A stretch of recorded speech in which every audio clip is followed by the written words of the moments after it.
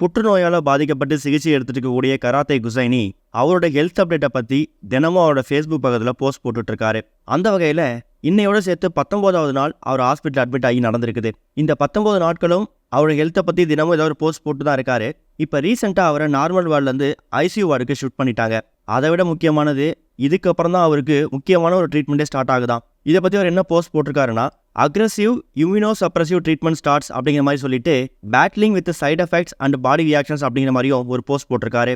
அதாவது இந்த ட்ரீட்மெண்ட் ரொம்ப அக்ரெசிவாக ரொம்ப ஹெவியாக இருக்குமா, ஹை லெவல் ட்ரீட்மெண்ட்டா, இந்த ட்ரீட்மெண்ட் நடக்கக்கூடிய அந்த நேரத்தில் எக்கச்சக்கமான சைட் எஃபெக்ட் வரலாங்கிற மாதிரி நேற்று ஒரு போஸ்ட் போட்டிருந்தாரு. அதாவது liver failure, kidney failure, cardiac arrest சொல்லலாம். இன்னொரு பக்கம் காது மூக்கு வாயிலிருந்து ரத்தம் வர்றது, இது மாதிரி பல விஷயங்கள் நடக்கலாமா. பட் எது நடந்தாலும் பரவாயில்ல, ஒரு டயக்னோசிஸ் பண்ணி பார்க்கலாம் அப்படிங்கிற மாதிரி டாக்டர்ஸ் அட்வைஸ் பண்ணதுக்கு அப்புறமா நார்மல் வார்டுலேருந்து இப்போ ஐசியூக்கு சேஞ்ச் பண்ணப்பட்டிருக்காரு.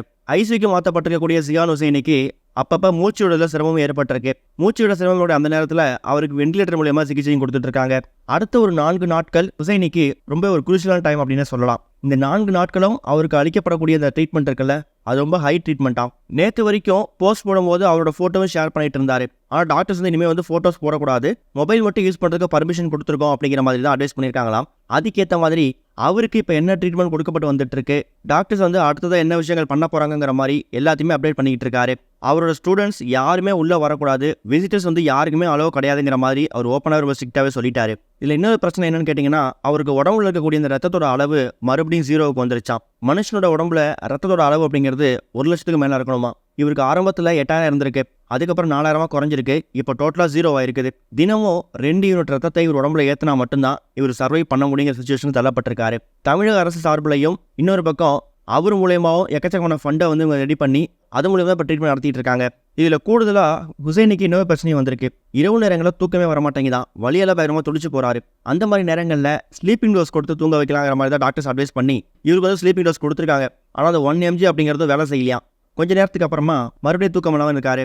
இப்படி ஐசியூ ரூமுக்குள்ளே அவருக்கு என்ன மாதிரி ட்ரீட்மெண்ட் நடந்துட்டு இருக்கு, அடுத்தது என்ன ஸ்டெப் பண்ண போகிறாங்க அப்படிங்கிற எல்லா விஷயத்தையுமே line by line step by ஸ்டெப்பாக போட்டுட்ருக்காரு. இவரோட போஸ்ட்டை பார்க்கும்போது கூடிய சீக்கிரம் நீங்கள் வந்து குணமாகி வரணும் அப்படிங்கிற மாதிரி தான் ரசிகர்கள் அவருக்காக பிரார்த்தனை பண்ண ஆரம்பிச்சிருக்காங்க.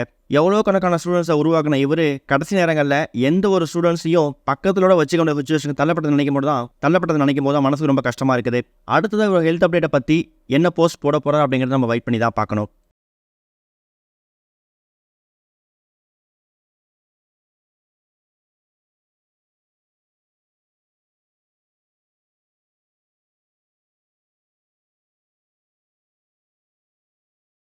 இதுவரைக்கும் கனெக்டிங் டிவிக்கு சப்ஸ்கிரைப் பண்ணனா மறக்காமல் சப்ஸ்கிரைப் பண்ணிக்கங்க.